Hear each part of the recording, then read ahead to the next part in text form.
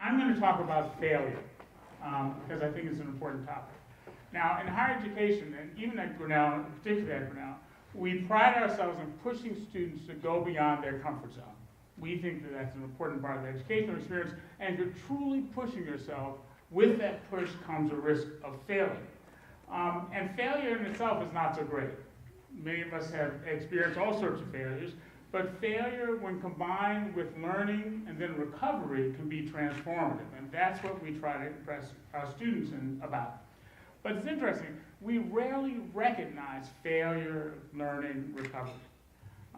Our ecosystem is designed to sort of recognize sustained excellence.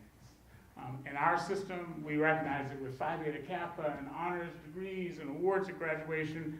But we start to think about how we can recognize this cycle of failure and learning and recovery because we want our students to truly do that. I often talk about my own failures. One of my biggest failures was I went to a very intense high school. It was a magnet school, all boys magnet school. And I took my first class in math course and failed the first exam after having been a straight A student. I'm convinced that my entire academic career was a result of that failure. Sort of having to force myself to learn in ways that I hadn't learned before.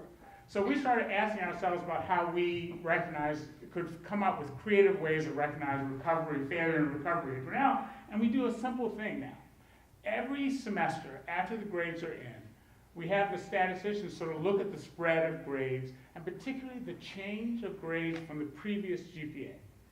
And every semester, there are a group of 20 to 30 students out of 1,600 that we have who have had a remarkable leap in their GPAs. And all we do is I send an email to each of these students saying, whatever you are doing, keep doing it. It's wonderful, you've recovered. And it's amazing the response that our students give. I get these emails back saying, finally someone recognized that I was really working hard to recover from a failure. In fact, we actually rarely do that. We're now in the process of rethinking our definition of excellence.